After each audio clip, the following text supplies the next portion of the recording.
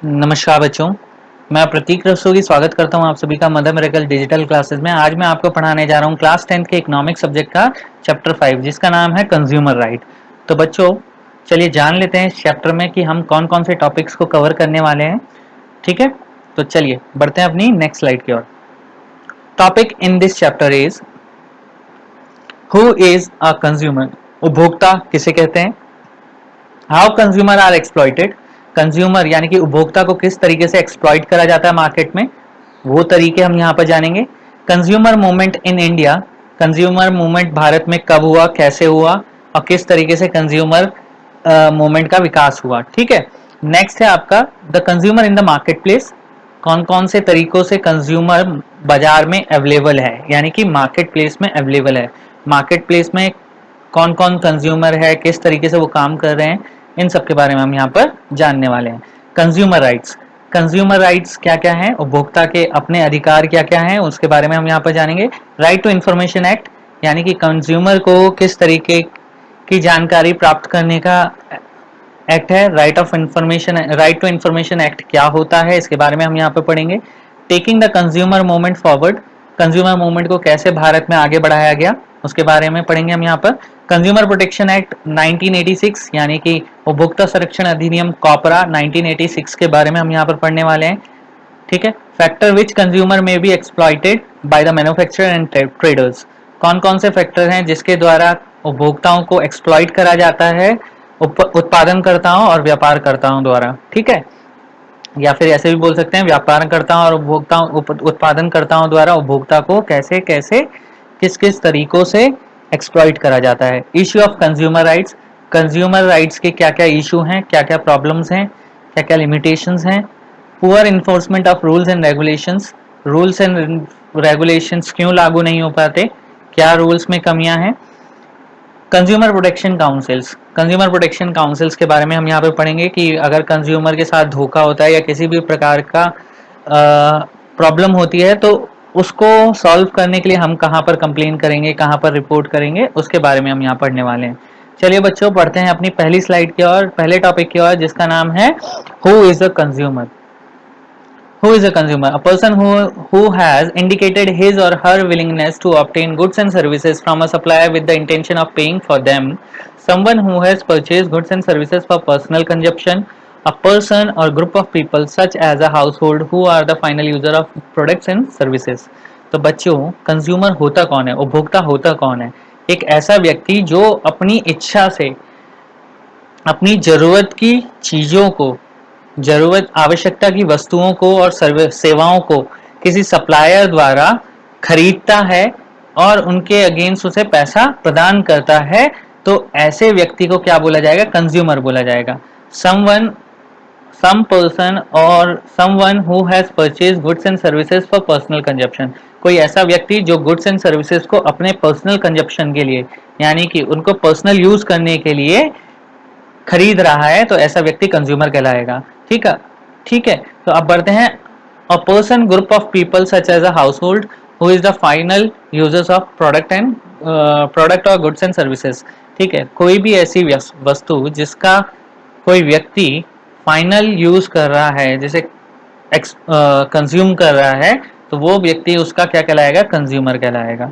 ठीक है, how consumer are exploited. Consumer market में किस प्रकार से, किस तरीकों से एक्सप्लॉइट करा जा रहा है आज की डेट में। तो due to expansion of business activity in an economy we have a variety of goods available in the market.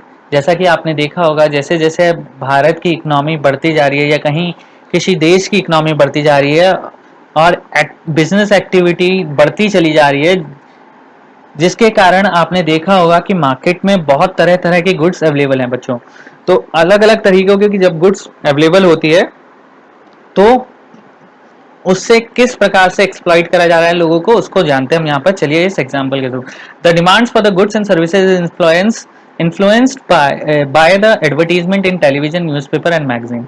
जैसा कि आप सभी जानते हैं कि किसी भी गुड्स की डिमांड और सर्विसेज की डिमांड को प्रोड्यूस करने, बढ़ाने के लिए, इंक्रीज करने के लिए गुड्स एंड सर्विसेज की डिमांड को इंक्रीज करने के लिए हम लोग एडवर्टीजमेंट देते हैं। एडवर्टीजमेंट देना बहुत जरूरी होता है, वरना गुड्स एंड सर्विसेज आज के मार्केट में बिकेगी नहीं। ठीक है, तो एडवर्टीजमेंट देते हैं टेलीविजन में, न्यूज़पेपर में और मैगजीन्स के माध्यम से। These companies spend a considerable amount on the advertisement alone, attract consumer and feed information that they want us to know, but not the information that we as a consumer want। समझ में आया?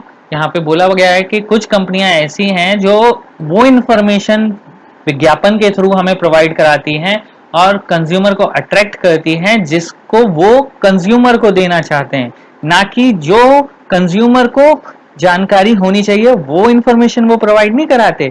वो information वो provide कराते हैं जो कि company को देनी है ताकि वो कंज्यूमर को अट्रैक्ट कर सके। ठीक है, when we as a consumer do not have sufficient information about the product we normally get exploited and are sometimes even harassed by the business community। तो जैसा कि आपने देखा होगा कि गांव में बहुत से एग्जाम्पल हैं इस तरीके के कि ग्राहक को प्रोडक्ट के बारे में जानकारी नहीं होती और उसके थ्रू वो एक्सप्लॉइट कर दिया जाता है। इसका एक एग्जांपल मैं आपको देता हूँ। गांव में एक कंज्यूमर था। कंज्यूमर गया किसी शॉप पे, उसने शॉपकीपर से मांगा कोलगेट, लेकिन उसके पास कोलगेट अवेलेबल ना होने के कारण उसके पास दूसरी वैरायटी का कोई टूथपेस्ट अवेलेबल था। ठीक है, और जो मतलब डुप्लीकेट प्रोडक्ट था। ठीक है, उसने उस यूजर को, कंज्यूमर को पकड़ा दिया। उस कंज्यूमर ने उसे खरीद लिया। Because of the lack of the knowledge, because of the illiteracy he got that product, और जिस कारण उसका एक्सप्लॉइटेशन मार्केट में हो गया, क्योंकि उचित जानकारी किसी भी प्रोडक्ट के बारे में होनी बहुत जरूरी होती है। ठीक है, तो ये कुछ तरीके हैं और आगे भी आप पढ़ेंगे जिनके थ्रू कंज्यूमर को एक्सप्लॉइट करा जाता है। ठीक है, एक तो विज्ञापन के माध्यम से, दूसरा आपका यहाँ पर क्या हो गया, डुप्लीकेट प्रोडक्ट्स के माध्यम से। समझ में आया बच्चों? चलिए बढ़ते हैं अपनी नेक्स्ट टॉपिक की ओर। The consumer in the market place. कौन बाजार में कौन कौन कंज्यूमर के तौर पर काम करता है, चलिए जान लेते हैं। People participated in the market both as producers and consumers. आपको पता है जो मार्केट में हमारे अवेलेबल हैं वो दो तरीके के लोग अवेलेबल हैं, एक मैन्युफैक्चरर हैं, प्रोड्यूसर्स हैं, और दूसरे कौन है, कंज्यूमर्स हैं, यानी कि उत्पादनकर्ता और उपभोगकर्ता। दो तरीके के लोग अवेलेबल हैं। As a producer they sell their goods and provide services to the needy people. और जरूरतमंद लोगों को उत्पादनकर्ता अपनी वस्तुओं और सेवाओं को प्रदान करते हैं। समझ में आया? आवश्यक लोगों को अपनी वस्तुओं और सेवाओं को प्रदान करते हैं, ऐसे लोगों को क्या कहा जाता है, producers. Producer provide service in the sector like agriculture sector और प्राइमरी सेक्टर, सेकेंडरी और मैन्युफैक्चरिंग सेक्टर, और सर्विस सेक्टर और टर्सरी सेक्टर। आपको पता है जो प्रोड्यूसर्स होते हैं अपनी services and goods and services को तीनों सेक्टर्स में प्रोवाइड करते हैं। तीनों सेक्टर कौन कौन से थे? प्राइमरी सेक्टर, जिसे एग्रीकल्चर सेक्टर भी कहते हैं। एग्रीकल्चर सेक्टर में रॉ मटेरियल का प्रोडक्शन करते हैं। रॉ मटेरियल का जो प्रोडक्शन करने वाले लोग हैं उन्हें क्या कहा जाता है, प्रोड्यूसर्स बोला जाता है। फिर उसके बाद आता है सेकेंडरी सेक्टर। सेकेंडरी सेक्टर्स में आपने देखा होगा रॉ मटेरियल को जो लोग मशीन की मदद से या अपने हाथों की मदद से फिनिश गुड्स में कन्वर्ट करते हैं, मैन्युफैक्चरिंग सेक्टर के अंतर्गत वो लोग आ जाते हैं, तो वो भी प्रोड्यूसर्स कहलाते हैं। देन उसके बाद सर्विस प्रोड्यूसर, सर्विस सेक्टर के अंदर जो लोग सर्विसेज प्रोवाइड करा रहे हैं वो भी आ जाते हैं प्रोड्यूसर्स के तौर पे। तो समझ में आया? ये तो डेफिनेशन हो गई आपकी प्रोड्यूसर्स की। प्रोड्यूसर्स क्या करते हैं, they sell their goods and services to the needy people. ठीक है, समझ में आया? जो अपनी गुड्स एंड सर्विसेज को सेल करते हैं और प्रोवाइड कराते हैं नीडी पीपल्स को, वो कहलाते हैं प्रोड्यूसर्स। नेक्स्ट है आपका as a consumer a person purchase goods and services that he और शी वांट्स। ठीक है, किसी भी जरूरतमंद व्यक्ति को या व्यक्ति हो, चाहे वो आदमी हो चाहे वो औरत हो, उसे उसके आवश्यकता की वस्तुओं को खरीदना, जो खरीदता है, जो व्यक्ति खरीदता है गुड्स एंड सर्विसेज को, वो क्या कहलाता है, कंज्यूमर कहलाता है। समझ में आया? जो व्यक्ति अपनी जरूरत की चीजों को मार्केट से खरीदता है उन्हें क्या कहा जाता है, consumer. Consumer exploited in the market place by the producers in various वे। जैसा कि आपने देखा होगा मार्केट में कंज्यूमर, उपभोक्ता को आज की डेट में कई तरीकों से क्या करा जा रहा है, एक्सप्लॉइट करा जा रहा है। दो तरीके हैं यहाँ पर, एक इनफॉर्मल सेक्टर है और एक अनऑर्गेनाइज सेक्टर है। तो मैं आपको बताता हूँ। Informal sectors borrowers are exploited by the money lenders. एक एग्जांपल दे रहा हूं कि बोरोअर्स जो होते हैं, जिन्हें पैसे की जरूरत होती है, उन्हें एक्सप्लॉइट करा जा रहा है किनके द्वारा? मनी लेंडर द्वारा। तो आपने देखा होगा, people borrow money from the money lender at the high rate of interest and also forced by the money lender to pay that loan timely. आपने देखा होगा बहुत सी कंपनियां, बहुत से मनी लेंडर्स क्या करते हैं, मनी प्रोवाइड कराते हैं हायर रेट ऑफ इंटरेस्ट पे। ठीक है, जिस जरूरतमंद को पैसे की जरूरत होती है वो मनी लेंडर्स के पास जाता है और अपने हायर रेट ऑफ इंटरेस्ट पे क्या ले लेता है? पैसा ले लेता है। लेकिन आपने ये भी देखा होगा कि टाइमली अगर वो चुका नहीं पाते तो उनको रिकवरी करने के लिए एजेंट भेजे जाते हैं और एजेंट को फोर्सफुली करा जाता है कि वो टाइम से अपना लोन पे करें। ठीक है, कौन? जो कंज्यूमर है, कंज्यूमर आसानी से अपना टाइमली लोन पे करे। ठीक है, तो ये एक एग्जांपल था कंज्यूमर इनफॉर्मल सेक्टर में कैसे एक्सप्लॉइट करा जा रहा है। अब बात आती है इन अनऑर्गेनाइज सेक्टर। अनऑर्गेनाइज सेक्टर में कैसे कंज्यूमर्स को क्या करा जा रहा है? एक्सप्लॉइट करा जा रहा है। People have to work at the low wages which is not fair.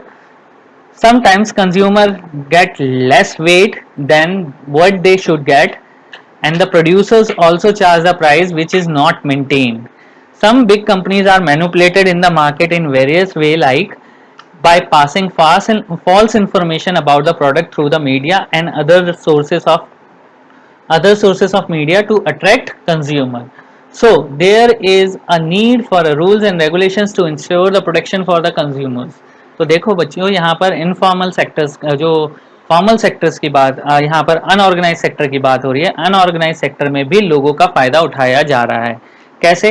Producers जो अपने अंडर सर्विस सेक्टर में जो व्यक्तियों को रखता है काम पर, उन्हें लो रेट पर क्या करता है? लो वेजेस पे क्या करता है? काम देता है।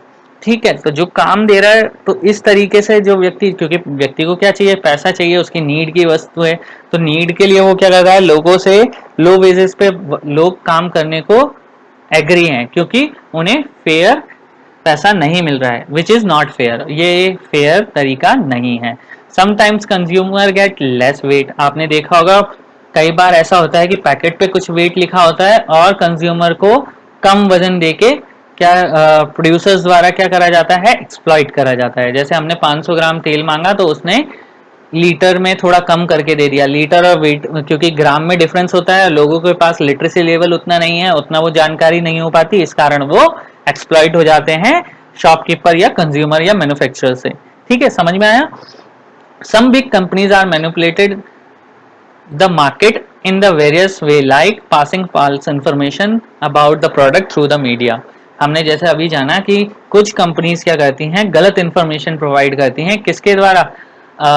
एडवर्टीजमेंट के द्वारा, मीडिया द्वारा। ठीक है, और ऐसे सोर्सेज द्वारा जिससे कि वो अपने कंज्यूमर को अट्रैक्ट कर सके। तो गलत इंफॉर्मेशन प्रोवाइड करना तो इज नॉट करेक्ट ना। तो so there is a need for rules and regulations to ensure the protection of a consumers। और इसी कारण बच्चों, इसी कारण जब एक्सप्लॉइट हो रहे थे कंज्यूमर, तो इसी कारण रूल्स एंड रेगुलेशंस का होना बहुत जरूरी हुआ।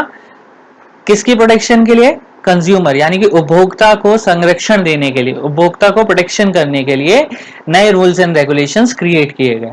तो कैसे क्रिएट किए गए? चलिए अब जानते हैं उसके बारे में। Consumer movement in India. Consumer movement in India, कैसे कैसे कंज्यूमर का मूवमेंट आया और कैसे कैसे नए रूल्स एंड रेगुलेशन सेटअप हुए। देखो, there are no rules and regulations to ensure protection of a consumers. पहले जो था, कोई भी कंज्यूमर्स के लिए रूल्स एंड रेगुलेशंस अवेलेबल नहीं थी, उनके प्रोटेक्शंस के लिए कोई भी रूल्स एंड रेगुलेशंस बनाए नहीं गए थे। The consumers are exploited by the producers. और कंज्यूमर को एक्सप्लॉइट करा जा रहा था किसके द्वारा? उत्पादनकर्ताओं द्वारा, यानी कि प्रोड्यूसर्स द्वारा। ठीक है, for example, if a consumer is not satisfied with the product of any brand and shop, then he or she avoid and stop to purchase from the particular brand and shop। जाहिर सी बात है, जब कोई rules and regulations नहीं थी तो कोई भी कंज्यूमर अगर कोई प्रोडक्ट खरीदता था और उससे सेटिस्फाइड नहीं होता था तो वो उसकी कंप्लेन भी नहीं कर सकता था, क्योंकि रूल्स एंड रेगुलेशंस तो थी ही नहीं। अब जब रूल्स एंड रेगुलेशंस नहीं होगा तो कहाँ वो बेचारा जाएगा कंज्यूमर और कहाँ जाके वो कंप्लेन करेगा? तो पहले जब रूल्स नहीं थे तो उन्हें क्या करना पड़ता था, उन प्रोडक्ट्स या उन ब्रांड्स को यूज करना बंद कर देना पड़ता था। ठीक है, in this case all the responsibility are shifted to the consumer for purchasing of the product. तो ऐसे केसेस में सारी रिस्पॉन्सिबिलिटी किसकी तरफ शिफ्ट हो गई थी? पहले समय में सारी रिस्पॉन्सिबिलिटी कंज्यूमर्स की तरफ शिफ्ट हो गई थी। अगर कंज्यूमर किसी प्रोडक्ट को खरीदता था तो उसका जिम्मेदार वो खुद होता था। ठीक है, समझ में आया बात? यहां तक क्लियर हो गया? तो इसके बाद बात आती है अगले पॉइंट की। When the consumer are dissatisfied with the unfair rules and regulations for purchasing of the goods and services, then the consumer movement is arisen। और जैसे जैसे समय बढ़ता गया, लोगों के साथ केसेस होते चले गए, मैन्युफैक्चरर उन्हें एक्सप्लॉइट करते चले गए, तो धीरे धीरे जब कंज्यूमर्स डिससेटिस्फाइड हुए, यानी कि संतुष्ट नहीं हुए अपने प्रोडक्ट के साथ और रूल्स एंड रेगुलेशंस के साथ, कोई भी फेयर रूल्स एंड रेगुलेशंस नहीं बनाए गए गुड्स एंड सर्विसेज के साथ, तो धीरे धीरे समय के साथ साथ क्या हुआ? कंज्यूमर मूवमेंट प्रारंभ हुआ। कंज्यूमर के संरक्षणों के लिए रूल्स एंड रेगुलेशंस का प्रारंभ हुआ। Here unfair rules and regulation indulged by the seller। और यहाँ पर जितने भी अनफेयर रूल्स एंड रेगुलेशंस बनाए गए थे वो किसके द्वारा लगाए गए थे?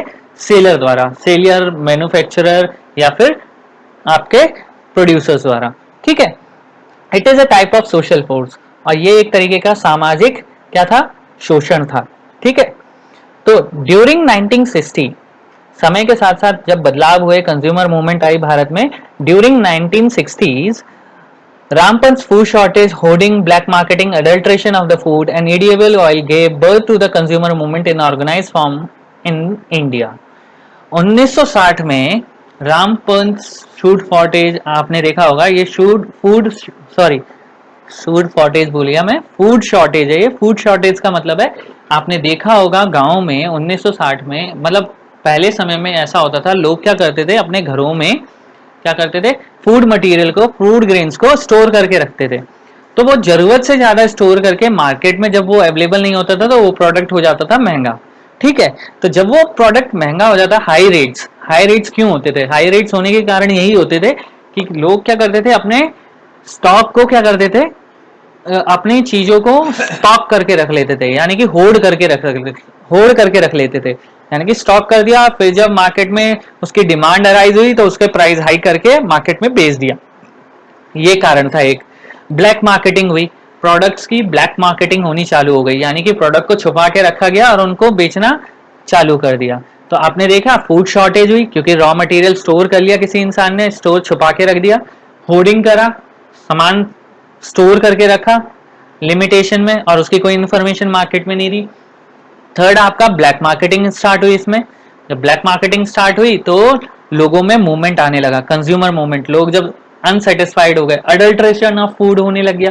अडल्ट्रेशन ऑफ फूड का मतलब है यहाँ पर फूड में जो इंग्रेडिएंट पड़ते हैं उनकी जगह कोई और चीजों का यूज करने लगे, डुप्लीकेट प्रोडक्ट्स आ गए मार्केट में, जिस कारण कंज्यूमर मूवमेंट भारत में ऑर्गेनाइज होना चालू हो गया था इन 1960s। ध्यान रखें 1960s में कंज्यूमर मूवमेंट स्टार्ट हो गया था भारत में। ठीक है, rampant food shortage, hoarding, black marketing, adulteration of the food, these are the main reason behind the consumer movement. ठीक है, यही सारे मेन रीजन थे जिनके कारण कंज्यूमर मूवमेंट भारत में स्टार्ट हुआ।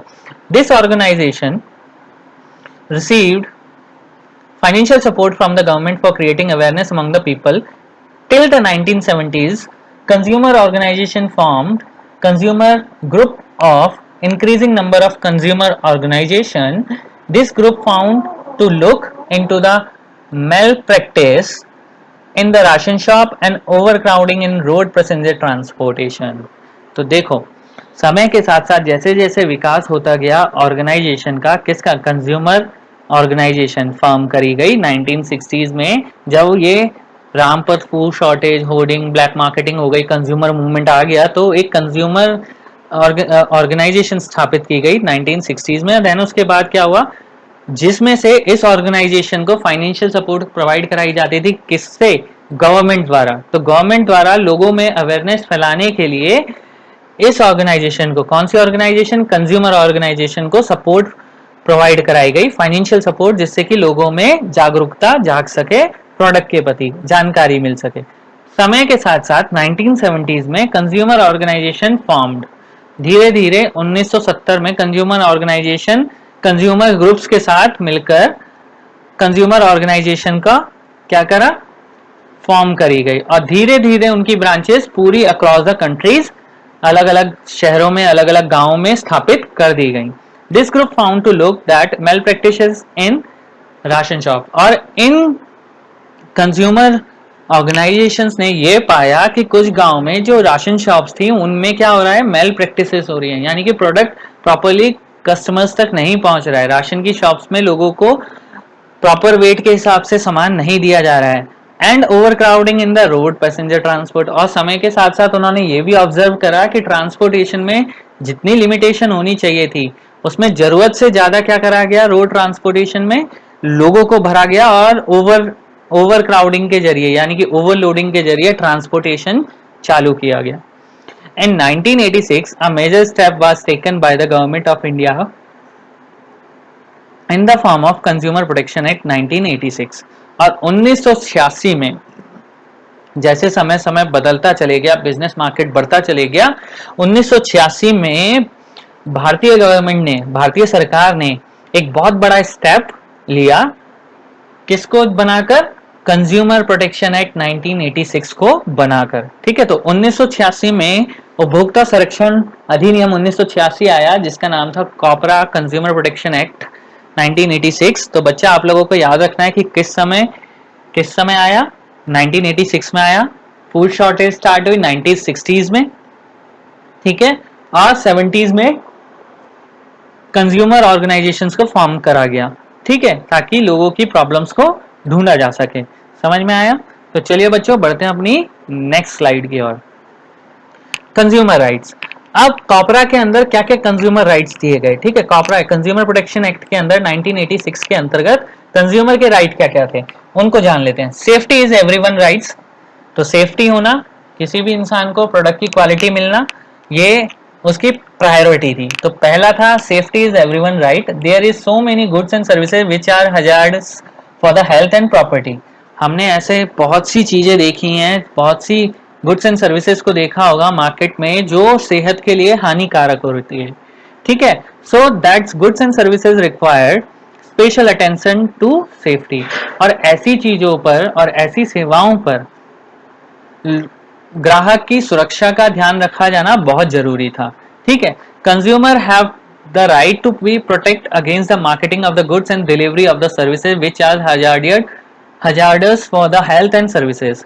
और कंज्यूमर को पूरा राइट था कि वो अपने मार्केटिंग ऑफ गुड्स और डिलीवरी ऑफ सर्विसेज जो कि स्वास्थ्य के लिए हानिकारक हैं, ऐसी सेवाएं और गुड्स एंड सर्विसेज जो स्वास्थ्य के लिए हानिकारक हैं, उनके गुड्स एंड सर्विसेज की क्वालिटी और उनकी मार्केटिंग ऑफ गुड्स से कंज्यूमर को प्रोटेक्ट किया जाए, ठीक है। Producer also need to follow the required rules and regulations for safety of the consumers. और समय के साथ साथ जैसे जैसे प्रोड्यूसर्स अपनी चीज़ों का मैन्युफैक्चर करते गए, अपने बिजनेस को बढ़ाते गए, उसके अनुसार धीरे धीरे समय के साथ साथ कॉपरा ने उनके ऊपर रूल्स एंड रेगुलेशंस लगा दिए ताकि कंज्यूमर यानी कि उपभोक्ता की सुरक्षा का ध्यान रखा जा सके, ठीक है, सेफ्टी फॉर द कंज्यूमर्स। समझ में आया? सेकंड पॉइंट आता है आपका यहाँ पर information about the goods and services. Information about the goods and services का होना एक कंज्यूमर को बहुत जरूरी है। Manufacturer of goods and services should have maintain the information about the ingredient use, price, batch numbers, batch of manufacture, expiry date, address of manufacture, direction for use and information relating to the side effect and risk associated with the uses of that particular goods and services. Consumer have to right know about the details of the particular goods and services that they purchase. तो बच्चा यहाँ पर साफ साफ बोला गया है किसी भी कंज्यूमर्स को गुड्स एंड सर्विसेज जो वो कंज्यूम कर रहा है उसके बारे में जानकारी रखने का संपूर्ण अधिकार है। जैसा कि आपने देखा होगा, आप अगर मैगी लेने जाओ या कोई भी चीज मार्केट से लाते हो तो उसके रैपर पे, उसकी पैकिंग पे आपने देखा होगा उसके इंग्रेडिएंट यूज लिखे हुए होते हैं और उसमें डेट ऑफ मैन्युफैक्चरर भी होती है, एक्सपायरी डेट होती है, एड्रेस होता है मैन्युफैक्चरर का, किस तरीके से उसे यूज करना है प्रॉपरली, उसके साइड इफेक्ट क्या है, ये सारी इंफॉर्मेशन आपने रैपर्स पे या पैकिंग पे देखी होगी। तो ये किस लिए दी जाती है अब? क्योंकि कॉपरा ने रूल्स एंड रेगुलेशंस बना दिए हैं कि consumer has right for information about the product and good. ठीक है, समझ में आया? तो इस तरीके से कॉपरा ने ये रूल्स लगाए, पहला safety for everyone right, second is information about the goods and services. समझ में आ गया? चलिए बढ़ते हैं अपनी नेक्स्ट स्लाइड की ओर। राइट टू इंफॉर्मेशन एक्ट, समय के साथ साथ जैसे जैसे विकास हो गया तो राइट टू इंफॉर्मेशन एक्ट भी लॉन्च किया गया। Right to information act was enacted by the government in India in October 2005। समय के साथ साथ जैसे जैसे विकास होता चले गया बिजनेस का, तो कंज्यूमर के लिए एक और राइट टू इंफॉर्मेशन एक्ट लाया गया अक्टूबर 2005 में। ठीक है, अक्टूबर 2005 में भारतीय सरकार द्वारा एक राइट टू इंफॉर्मेशन आरटीआई या आरटीआई एक्ट लाया गया। The objective of this act is to ensure the citizen of all information about the function of the government departments, and there is three reasons for formation of right to information। तो देखो समय के साथ साथ जैसे जैसे विकास होता चले गया, भारतीयों की और देश में रहने वाले लोगों की सुरक्षा के लिए और उन्हें जानकारी प्रदान करने के लिए राइट टू इंफॉर्मेशन एक्ट क्या हुआ, फॉर्म हुआ 2005 में, अक्टूबर 2005 में से बनाया गया। इसका मेन ऑब्जेक्टिव था कि लोगों तक सरकारी डिपार्टमेंट्स में होने वाली जितनी भी गतिविधियां हैं उसकी जानकारी मिल सके। ठीक है, there are three reason for formation of right to information, और तीन कारण थे जिसके कारण राइट टू इंफॉर्मेशन एक्ट को इंट्रोड्यूस किया गया। वो कौन कौन से रीजन थे उनको मैं अब आपको बताने जा रहा हूं। When choice is denied, choice को क्यों डिनाइड किया गया, पहला राइट टू इंफॉर्मेशन के अंतर्गत क्यों डिनाइड किया जाना चाहिए इसके बारे में जानेंगे। When a consumer is not satisfied with purchasing of a particular goods and services, then he or she have to right to deny the choose। ठीक है, तो कंज्यूमर जब अपने प्रोडक्ट गुड्स एंड सर्विसेज जो वो यूज कर रहा है या खरीद रहा है तो उसके लिए वो बाध्य नहीं है उसे खरीदने के लिए। ठीक है, जरूरी नहीं है। जब चॉइस उसके लिए डिनाइड, मतलब उसके पास अगर वैरायटी ऑफ गुड्स अवेलेबल है तो वो उसको इनकार भी कर सकता है, उस चीज को इनकार भी कर सकता है। किसी व्यक्ति के पास ऐसा कोई पावर नहीं है कि उसे परचेज करने के लिए उस व्यक्ति को, उस कंज्यूमर को फोर्स करा जाए। यदि कस्टमर सेटिस्फाइड नहीं है तो वो पर्टिकुलर गुड्स एंड सर्विसेज को खरीदने के लिए इनकार कर सकता है, उसके पास वो राइट है। ठीक है, when should consumer go to get justice, इस when choice is denied, इसका मैं एक आपको एग्जांपल देता हूँ। आपने फ्लिपकार्ट पे ऑप्शन देखे होंगे, फ्लिपकार्ट पे आप आजकल क्या करते हो, प्रोडक्ट्स को खरीदते हो, उसमें मनी बैक गारंटी होती है। If you are not satisfied you can return your product within 30 days, यानी कि अगर आपको प्रोडक्ट पसंद नहीं आता है, आप उससे सेटिस्फाइड नहीं होते हैं, तो विद इन 30 डेज आप उसे रिटर्न कर सकते हो और उसका पूरा पैसा आपके अकाउंट में आ जाएगा। तो पहला राइट टू इंफॉर्मेशन एक्ट ये था, पहला रूल ये था जिसके थ्रू व्हेन चॉइसेस डिनाइड हो सकती थी। यदि आपको पसंद नहीं है तो आप उस प्रोडक्ट को रिटर्न करेंगे और उसके लिए आप डिनाइड कर सकते हैं। ठीक है, सेकंड थिंग है where should consumer go to get justice. जाहिर सी बात है, जब कंज्यूमर का एक्सप्लॉइटेशन हुआ तो उन्हें कहीं ना कहीं तो जाना पड़ेगा। एक्सप्लॉइट होने के बाद उन्हें कहीं ना कहीं तो रिपोर्ट लिखानी पड़ेगी, तो कहाँ जाना है, क्या करना है, इसके बारे में भी इंफॉर्मेशन यहाँ पे दी गई है। When a consumer denied of choice, then he or she has a right to seek readdressal against unfair trade practices and exploitation. He or she has the right to get compensation depending on the degree of damage. For compensating, he or she has to go Consumer Forum and Consumer Protection Council. This organization guide consumer on how to file cases in the consumer court. देखो, जैसे जैसे consumer के पास अपने product को deny करने की उसकी choice, अगर वो खरीदने के लिए इच्छुक नहीं है तो नहीं खरीद सकता, तो ना मना कर सकता है, वो उसे कोई बाध्य नहीं कर सकता कि वो उस चीज को डिनाई नहीं करेगा। तो ऐसी चीजों के लिए राइट टू सीक रीएड्रेसल आया है, जिसमें वो क्या कर सकता था, अनफेयर ट्रेड प्रैक्टिस और एक्सप्लॉइटेशन, जो उसके साथ एक्सप्लॉइटेशन हुआ है या फिर अनफेयर जो प्रॉपरली काम नहीं कर रहे हैं ऐसे लोगों के खिलाफ वो कंप्लेन कर सकता है और कंपनसेट करने के लिए अपनी जो उसकी डैमेज हुई है, जितना उसे नुकसान हुआ है उसके अनुसार वो कंपनसेशन किसी कंपनी पे क्या कर सकता है, फाइल कर सकता है। For compensation he has to go to the consumer forum, और ऐसा करने के लिए उसे क्या करना पड़ेगा, जिससे उसे नुकसान हुआ है, किसी वस्तु से अगर किसी व्यक्ति को नुकसान हुआ है तो उसके लिए वो कहाँ जाएगा, कंज्यूमर फोरम में जाएगा, कंज्यूमर प्रोटेक्शन काउंसिल में जाएगा। वहां पर जो ऑफिसर्स होंगे वहां उसको गाइडलाइन दी जाएगी कि किस तरीके से वो अपने केसेस को कंज्यूमर कोर्ट में फाइल कर सकता है। He has full authority to file the case. ठीक है, समझ में आया बच्चों? यानी कि अगर कोई कंज्यूमर किसी चीज से संतुष्ट नहीं है और उसका मैन्युफैक्चरर उस प्रोडक्ट को रिटर्न करने से वापसी से मना करता है, तो वो इंसान किस पे जा सकता है, कंज्यूमर कोर्ट में जाके उसके खिलाफ क्या कर सकता है, कंपनसेशन की डिमांड कर सकता है, उसके खिलाफ केस फाइल कर सकता है।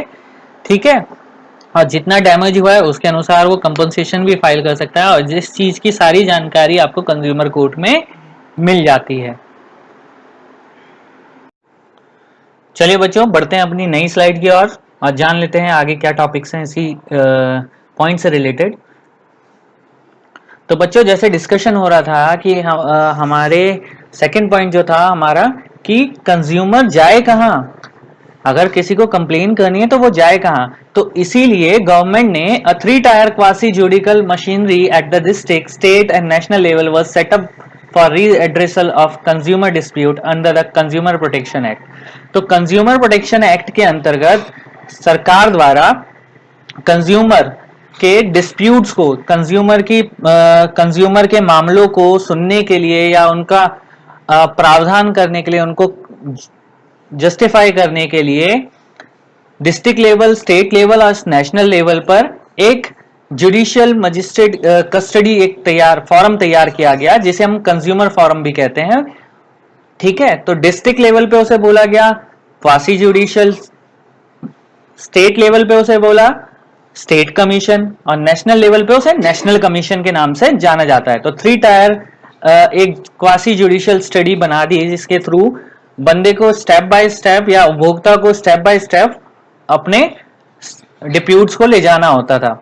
तो पहले, सबसे पहले अगर डिस्ट्रिक्ट लेवल पे जाके वो अपनी कंप्लेन कर सकता है, अगर डिस्ट्रिक्ट में उसका मामला सॉल्व नहीं होता है या कंज्यूमर सेटिस्फाइड नहीं होता है कोर्ट के ऑर्डर से, तो वो स्टेट लेवल पे जाएगा, स्टेट कमीशन पे जाएगा, और स्टेट कमीशन के बाद वो जाएगा नेशनल लेवल पे, जिसे हम नेशनल कमीशन भी बोला जाता है। तो कंज्यूमर तीनों जगह अपनी कंप्लेन कर सकता है। ठीक है, the district level court deals with the cases involving claim up to 20 lakhs. The state level court deals with cases between 20 lakh to 1 lakh crore, 1 crore, and national level court deal with the cases involving claim exceeding 1 crore. तो simple सी बात है बच्चों, जो district level का जो claim level है वो 20 लाख तक है। अगर आपको लगता है कि कंज्यूमर को क्लेम करना है अपना 20 लाख तक, तो 20 लाख तक के लिए वो डिस्ट्रिक्ट पे अप्लाई करेगा। लेकिन अगर डिस्ट्रिक्ट में उसका फैसला उसके हक में नहीं आता है और वो सेटिस्फाइड नहीं होता है, तो वो स्टेट लेवल पे भी जा सकता है कंप्लेन को लेके। ठीक है, और क्लेम कर सकता है। ठीक है, इसी तरीके से अगर स्टेट पे भी वो उसका मामला सॉल्व नहीं होता है या उसे सेटिस्फाइड नहीं होता है, तो वो क्लेम को नेशनल लेवल पे भी ले जा सकता है। लेकिन जो डिस्ट्रिक्ट लेवल का क्राइटेरिया है वो क्लेम कर सकता है मैक्सिमम 20 लाख तक। स्टेट लेवल का जो क्राइटेरिया है 20 लाख से 1 करोड़ तक क्लेम कर सकता है कंज्यूमर, और नेशनल लेवल पे 1 करोड़ से ऊपर, 1 करोड़ या 1 करोड़ से ऊपर के मामलों को वहां पर देखा जाता है। When a case is dismissed in district level court, then consumer can appeal state and national level. मैंने जैसे समझाया अभी कि अगर डिस्ट्रिक्ट लेवल पे कोर्ट केस को डिसमिस कर देता है, तो कंज्यूमर अपनी अपील को लेके स्टेट और नेशनल कोर्ट पे भी ले जा सकता है। This act provide right to represent to the consumer, और इसी एक्ट के अकॉर्डिंग कंज्यूमर को राइट टू रिप्रेजेंट दिया गया है। ठीक है, चलिए third point, learning earning to become well inform consumer. Earning to become well inform consumer, यानी कि यहां पे बोला गया कि कंज्यूमर को अपने प्रोडक्ट के बारे में पूरी जानकारी और पूरा हक है उसे सीखने का। For well inform the consumer about their right, consumer protection act has led to setting up a separate department for consumer affairs in central and state government. तो क्या हुआ, कंज्यूमर प्रोटेक्शन एक्ट के अंतर्गत गवर्नमेंट ने तीसरा rule जो setup करा कि कंज्यूमर अगर अपने राइट्स को जानना चाहता है, तो वो कंज्यूमर सेंट्रल और स्टेट लेवल पे जाकर उनकी गवर्नमेंट से उनके लिए सेपरेट डिपार्टमेंट सेटअप करे गए हैं, वहां जाके जानकारी को प्राप्त कर सकता है। यानी कि कंज्यूमर अपने प्रोटेक्शन के कंज्यूमर प्रोटेक्शन एक्ट के अंतर्गत जितने भी लॉज बने हैं, जितने भी रूल्स एंड रेगुलेशंस है, वहां पर जाके वो जानकारी प्राप्त कर सकता है अपनी स्टेट और सेंट्रल गवर्नमेंट के डिपार्टमेंट से। ठीक है, चलिए बढ़ते हैं अपनी नेक्स्ट स्लाइड की ओर। Taking the consumer movement forward, Indian Parliament enacted the Consumer Protection Act in 24 December 1986.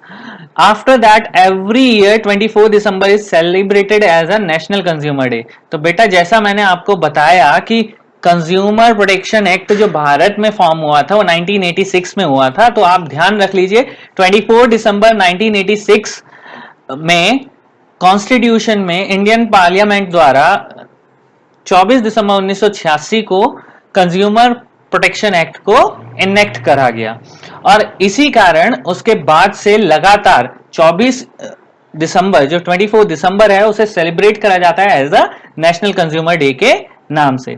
There are 20 to 25 are well organised and recognised consumer groups in India out of 200 consumer groups. After the enactment of Consumer Protection Act in India, consumer awareness is spreading but slowly. देखो जैसे जैसे समय बढ़ता चले गया और India का जो भारत का विकास होता चले गया, भारत में जो जाने माने 200 कंज्यूमर ग्रुप्स को सेटअप करा गया था, उनमें से 20 या 25 जो वेल ऑर्गेनाइज्ड थे और रिकॉग्नाइज्ड कंज्यूमर ग्रुप्स थे, उनको लिया गया। After the enactment of consumer protection act in India, consumer awareness is spreading but slowly. तो जैसे जैसे इनेक्टमेंट हो गया 24 दिसंबर 1986 में कंज्यूमर प्रोटेक्शन एक्ट का, तो उसके बाद ग्राहकों में अवेयरनेस फैलनी चालू हो गई, लेकिन जो कि जिसकी गति जो थी बहुत स्लो थी। ठीक है, the consumer redressal process is becoming cumbersome, expensive and time consuming. तो ये जो प्रोसेस था कंज्यूमर को उसके राइट्स के बारे में बताना, ये थोड़ा टाइम कंज्यूमिंग था, महंगा था और समय भी लग जाता था। सो पहला पॉइंट इसके अंतर्गत है consumer are required to engage the lawyer. सबसे पहली बात, कंज्यूमर को इसके अंतर्गत क्या करना पड़ता था, एक लॉयर को एंगेज करना पड़ता था, वकील को रखना पड़ता था। In most purchase case memos are not issued, hence evidence is not easy to gather. और सबसे ज्यादा दिक्कत ये थी हमारे भारत में कि कमी ये थी कि लोग सामान तो खरीद लेते थे लेकिन कैश मेमो नहीं लेते थे, उनसे कैश मेमो या बिल्स नहीं रिसीव कर पाते, और यही कारण था एविडेंस ना होने की वजह से उनके प्रॉब्लम्स को, कंज्यूमर्स के प्रॉब्लम्स को कोर्ट से डिसमिस कर दिया जाता था उनके केसेस को, क्योंकि ऑब्वियसली है क्या कहेगा मैन्युफैक्चरर, बोलेगा मैंने तो बेचा ही नहीं है माल, बिल दिखाइए। तो बिल जब होगा ही नहीं तो कहां से केस बनाएंगे, समझ में आया। तो इस तरीके से यहाँ पे ये पॉइंट खत्म होता है। इसके अंतर्गत जो टेकिंग कंज्यूमर मूवमेंट फॉरवर्ड था उसके अंतर्गत पहला पॉइंट है ISI एंड एगमार्क। जैसे जैसे समय का विकास होता चले गया, ISI and Agmark is quality certification for many product like LPG cylinder, food colors, additives, cement, packaged drinking water. It is compulsory for the producers to get certificate by these organization. आपने देखा होगा कोई भी प्रोडक्ट अगर भारत में बन रहा है तो अब उसे ISI और एगमार्क लेना बहुत जरूरी है, उनसे सर्टिफिकेट लेना बहुत जरूरी है। तो आपने देखा होगा कोई भी प्रोडक्ट अगर आप खरीदते हैं तो ISI करके उसमें नीचे एक नंबर लिखा रहता है, वो उसका सर्टिफिकेट नंबर होता है, जिसमें अगर कोई भी प्रोड्यूसर किसी भी तरीके का अगर प्रोडक्शन करेगा तो वहां से जाके सबसे पहले उसे क्या करना है, अपना सर्टिफिकेट अप्रूव कराना है, तभी जाके उसका माल इंडिया में मतलब अप्रूव हो पाएगा एक रिकॉग्नाइज कंपनी के नाम पर। समझ में आया। चलिए बढ़ते हैं अपनी नेक्स्ट स्लाइड की ओर। हॉलमार्क, सेकंड पॉइंट रखा गया hallmark is a quality certification of jewellery. This mark is issued by Indian Standard Organization which is located in Delhi. देखो समय के साथ साथ ज्वेलरी, अगर ज्वेलरी की बात करते हैं तो उसमें ISI मार्क्स ना लेके हॉलमार्क को अप्लाई करना पड़ता था। हॉलमार्क अप्लाई करने के से उसकी क्वालिटी का सर्टिफिकेट लेना पड़ता था, जो कि इशू होता था इंडियन स्टैंडर्ड ऑर्गेनाइजेशन, ISO का नाम सुना होगा आपने, जिसका ऑफिस न्यू दिल्ली में सिचुएटेड है। तो वहां से एक हॉलमार्क सिचुएट करके कंपनी से एक क्वालिटी सर्टिफिकेट इशू करना पड़ता था, तब जाके इंसान ज्वेलरी को सेल कर सकता था। कोई बड़ी कंपनी जैसे तनिष्क का आपने देखा होगा, या फिर आपने कोई अदर दिव्यांजलि, ठीक है, तो ये सारी चीजें क्या है, हॉलमार्क के थ्रू बिकती थी। आईएसओ सर्टिफिकेशन, इसके बाद होता था आईएसओ सर्टिफिकेशन। बेटा जैसे मैंने ज्वेलरी की बात करी, ज्वेलरी के लिए हॉलमार्क देता था कंपनी, प्रोडक्ट्स के लिए आईएसआई सर्टिफिकेशन देती थी, और यहां पर क्या है, आईएसओ सर्टिफिकेट लेना भी बहुत जरूरी था। International organisation for standardisation is a quality certification which indicates company goods and institution having a certificate meet the specific level of standard. The quarter of ISO is situated in Geneva which is established in 1947.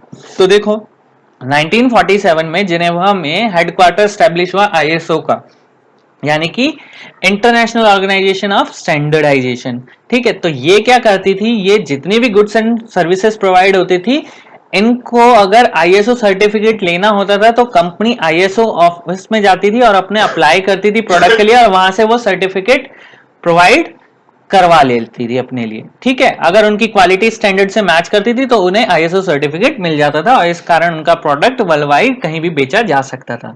समझ में आया? चलिए बढ़ते हैं अपनी next slide की ओर। Some common ways by which consumer may be exploited by the manufacturer and traders. आपने देखा होगा मैंने फैक्टर्स बताए थे, वैसे ही यहाँ पर कुछ फैक्टर्स बताए हुए हैं जिसके कारण से मैन्युफैक्चरर और ट्रेडर्स उपभोक्ताओं का यानी कि कंज्यूमर्स का क्या कर रहे हैं, एक्सप्लॉइटेशन कर रहे हैं। पहली चीज थी underweight, under measurements. Goods sold in the market are sometimes not measured and weighted correctly. आपने देखा होगा मोस्टली कई जगहों पर ऐसा होता है, जो मार्केट में सामान मिलता है उसमें कंज्यूमर को वेट में कम माल दिया जाता है या क्वालिटी अच्छी नहीं मिलती। मेजरमेंट अंडर मेजरमेंट होता है, मतलब प्रॉपरली मेजर्ड नहीं करा जाता है। ठीक है, सेकंड पॉइंट था highly prices. Very often the trader charge a price higher than the prescribe retail price. कई बार ऐसा भी होता है, आपने देखा होगा कि रिटेल प्राइस से ऊपर सामान बिकता है। ठीक है, व्यापारी क्या करता है, सामान रिटेल प्राइस से ऊपर बेच रहा होता है, तो ये हाई प्राइजेस हो जाते हैं। हाई प्राइजेस किस वजह से भी होते हैं, गांव में आपने देखा होगा या आपने देखा होगा सब्जी या कोई भी जो खाने फूड ग्रेन्स वगैरह हैं उसमें कैसे होता है, उसमें हाई प्राइस इस तरीके से हो जाता है कि स्टॉक कर लिया जाता है मटेरियल को। स्टॉक कर लेंगे तो ऑब्वियसली स्टॉक करने से क्या होगा, मार्केट में उस चीज की शॉर्टेज हो जाएगी, और जब वो शॉर्टेज हो जाएगी तो ऑब्वियसली डिमांड बढ़ेगी, और डिमांड बढ़ेगी तो प्राइसेस ऑटोमेटिकली हाई होगा, क्योंकि सप्लाई उतनी मिल नहीं रही है। और सप्लाई कम करने के लिए इसलिए मैन्युफैक्चरर क्या करते हैं, अपने पास स्टॉकिंग करना चालू कर देते हैं, यानी कि होर्डिंग करना चालू कर देते हैं। इस चीज को होर्डिंग भी कहते हैं। ठीक है, नेक्स्ट है आपका substandard quality. The quality sold are sometimes substandard quality and selling medicine beyond their date of expiry, selling deficient effective home appliances. आपने देखा होगा, कई बार आपने देखा होगा कि आपको मेडिकल वाला डेट एक्सपायर डेट की कोई चीज दे देता है, या आप किसी शॉपकीपर के गए उसने एक्सपायरी डेट की कोई चीज दे दी आपको उठा के। ठीक है, तो ऐसा क्या है, ऐसे केसेस में डिफेक्टिव होम अप्लायंसेस और सेलिंग डेफिशिएंट्स जो भेजते हैं, वो आपको मटेरियल बेचते हैं, उनकी डेट ऑफ एक्सपायर हो जाती है और उसका स्टैंडर्ड खत्म हो जाता है, उसकी क्वालिटी खत्म हो जाती है। ठीक है, तो सब स्टैंडर्ड क्वालिटी इस चीज को रिप्रेजेंट करता है। नेक्स्ट है डुप्लीकेट आर्टिकल। जेन्युइन पार्ट्स का डुप्लीकेट आर्टिकल भी मार्केट में बिक जाता है। ठीक है, सेम नेम से होने के कारण, क्योंकि कंज्यूमर को पूरी जानकारी होती नहीं है और उस पार्ट्स का डुप्लीकेट आर्टिकल बिकना चालू हो जाता है, जैसे मैंने एग्जांपल दिया था कोलगेट वाले का। ठीक है, फिर नेक्स्ट आता है एडल्ट्रेशन एंड इम्प्योरिटी। देखो, in costly edible items like oil, ghee and spices, alteration is common in order to earn more profit. This causes heavy loss to consumer. तो आपने देखा होगा मोस्टली कंपनियां क्या करती हैं, अपने प्रोडक्ट को बेचने के लिए पहले तो विज्ञापन पे वो अच्छी अच्छी चीजें दिखा देती हैं और इंग्रेडिएंट आपके पीछे प्रोडक्ट पे लिख दिए जाते हैं कि इसमें ये चीज यूज करी गई है, लेकिन एक्चुअल में वो ऑयल वगैरह यूज ना करके उसमें पाम ऑयल वगैरह या एडल्ट्रेशन का यूज करके, अदर सब्स्टिट्यूट्स का यूज करके उस प्रोडक्ट की क्वालिटी खराब कर देती है, ताकि ज्यादा से ज्यादा प्रॉफिट किसे अर्न हो सके, उस कंपनी को। समझ में आया? और जिससे कस्टमर को, कंज्यूमर को सबसे ज्यादा लॉस होता है। ठीक है, तो ये कुछ फैक्टर्स थे जिसके कारण कंज्यूमर एक्सप्लॉइट हो रहा है मैन्युफैक्चरर और ट्रेडर्स से। ठीक है, चलिए लैक ऑफ सेफ्टी डिवाइसेस।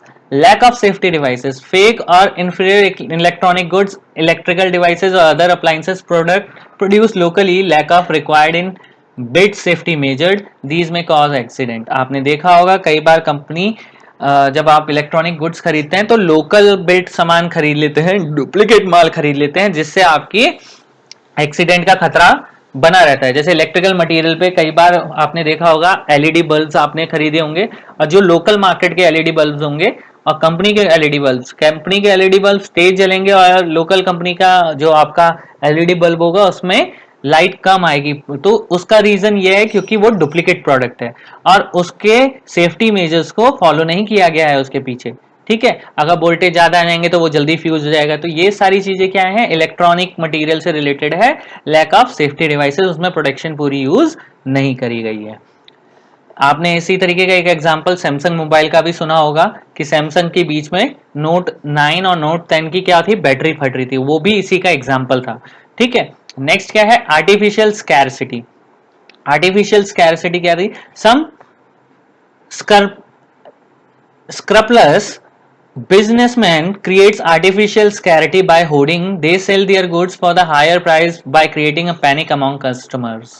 तो सिंपल सी बात है यार, देखो मैंने अभी आपको होर्डिंग का एग्जांपल दिया था। बड़े बड़े शहरों में बड़े बड़े बिजनेसमैन क्या करते हैं, अपने स्टॉक को संभाल देते हैं, होर्ड करके रख देते हैं। होर्ड मतलब स्टॉक कर देते हैं उसे। जब स्टॉक कर दी जाती है तो वो क्या करते हैं, आर्टिफिशियली स्कैरसिटी क्रिएट करते हैं। आर्टिफिशियल स्कैरसिटी का मतलब है कि वो क्या करते हैं, किसी वस्तु का अभाव एक्चुअल में होता नहीं है, लेकिन वो क्या करते हैं, ऐसी परिस्थितियां बनाते हैं जिसके कारण क्या लगता है कि मार्केट में उस चीज प्रोडक्ट की क्या हो गई है, शॉर्टेज हो गई है, जिसके कारण क्या होती है, डिमांड बढ़ जाती है। और डिमांड बढ़ती है तो प्रोडक्ट का प्राइस क्या करते हैं, वो हाई करके बेचने लग जाते हैं। और कंज्यूमर क्या हो जाता है, ऐसी स्थिति में पैनिक होता है और प्राइस हाई करके उन्हें खरीदना पड़ता है। ठीक है, नेक्स्ट है आपका फॉल्स एंड इनकम्प्लीट इन्फॉर्मेशन। कई बार आपने देखा होगा सेलर्स क्या होता है, आपको इन्फॉर्मेशन गलत देते हैं अपने प्रोडक्ट को बेचने के लिए। ठीक है, तो ये फॉल्स एंड इनकम्प्लीट इन्फॉर्मेशन का एक एग्जांपल था। फिर आपका अनसेटिस्फैक्टरी आफ्टर सेल सर्विस। कई बार ऐसा होगा, the supplier do not provide a satisfactory after sale service despite the necessary payment on items such as electronic and automobiles. आपने देखा होगा कई बार इलेक्ट्रॉनिक और ऑटोमोबाइल्स आपको सर्विस की गारंटी तो देती है, लेकिन क्या होता है जब आफ्टर सेल सर्विस की बात आती है तो वो सर्विस प्रॉपरली करते नहीं है। ठीक है, और टाइम लगाते हैं, कई बार बहाने बनाते हैं। तो ये सारी चीजें अनसेटिस्फैक्ट्री आफ्टर सेल सर्विसेज के अंतर्गत आता है। फिर है consumer international, an international umbrella organisation to over 240 member organisation from over 220 country. 240 देशों में 240 मेंबर्स ऑर्गेनाइजेशन ऐसे हैं जो कंज्यूमर इंटरनेशनल प्रोटेक्शन एक्ट के अंतर्गत काम कर रहे हैं। ठीक है, समझ में आया? तो ये थे आपके कुछ पॉइंट्स जिसके कारण कंज्यूमर को एक्सप्लॉइट करा जा रहा है मैन्युफैक्चरर और ट्रेडर्स द्वारा। चलिए बढ़ते हैं अपनी नेक्स्ट स्लाइड की ओर। Consumer protection act 1986 tries to ensure, क्या इंश्योर करता है consumer protection act 1986? Information safety, redressal, representation, consumer education. तो क्या करते हैं, वो इंफॉर्मेशन प्रोवाइड कराने की पूरी अथॉरिटी लेते हैं, इंश्योर करते हैं कि वो कस्टमर को पूरी इंफॉर्मेशन मिले, उसको सेफ्टी मेजर फॉलो करे, सीक राइट टू रीएड्रेसल मिल सके उसे।